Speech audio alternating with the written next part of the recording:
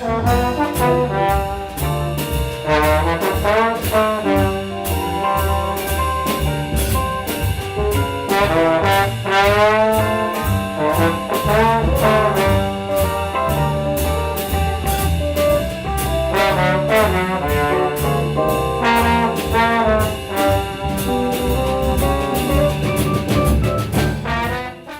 6th grade program for Jazz in the Middle is particularly focused on language arts and how that connects to the performing arts and music in particular.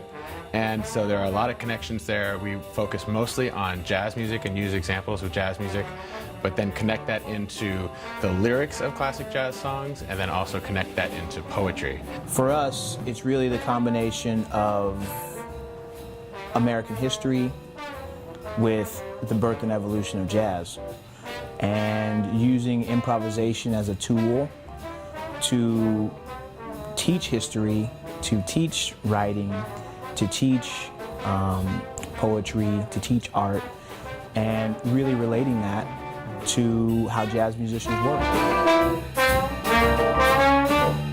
I think Jazz in the Middle does a lot of many important things.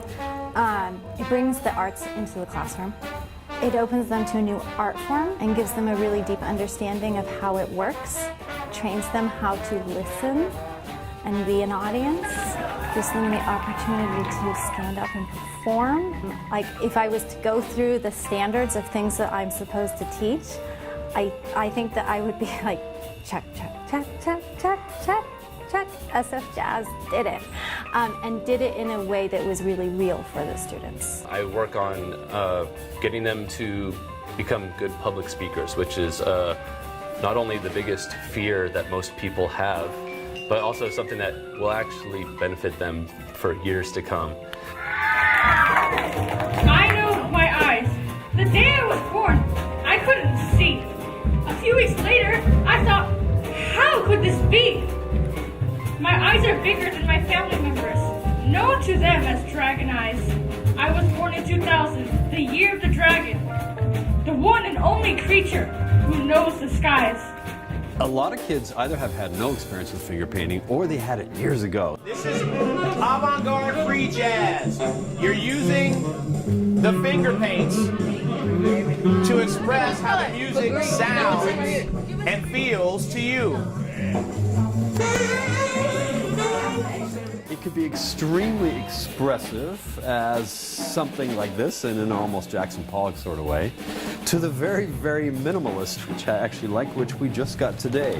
You'll notice on this piece of paper, there's a little bit of paint here. So my expectations were completely blown away by how much they incorporate history and music and sort of an oral tradition of jazz, the way that they are explaining it to the students, and helping the students really tie in some of the big historical events that they've learned about with the evolution of jazz and their own experiences.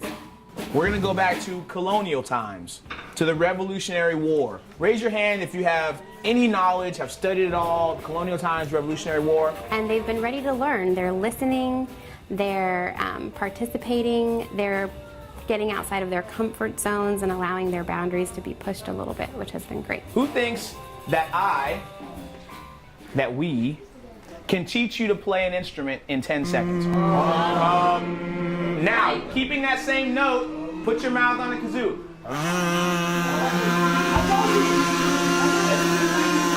I always like to ask how many people have ever been to a live jazz performance before, how many people have ever seen poetry performed live before, and a lot of them haven't. So I think the fact that we can come into the classroom and give them that exposure here hopefully sets them up to want to experience that more later on.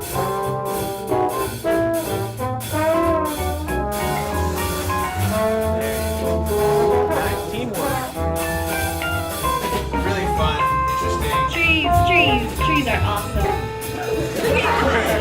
This is a big part of what jazz is. It's taking a mood, it's taking a setting, and trying to make that into music.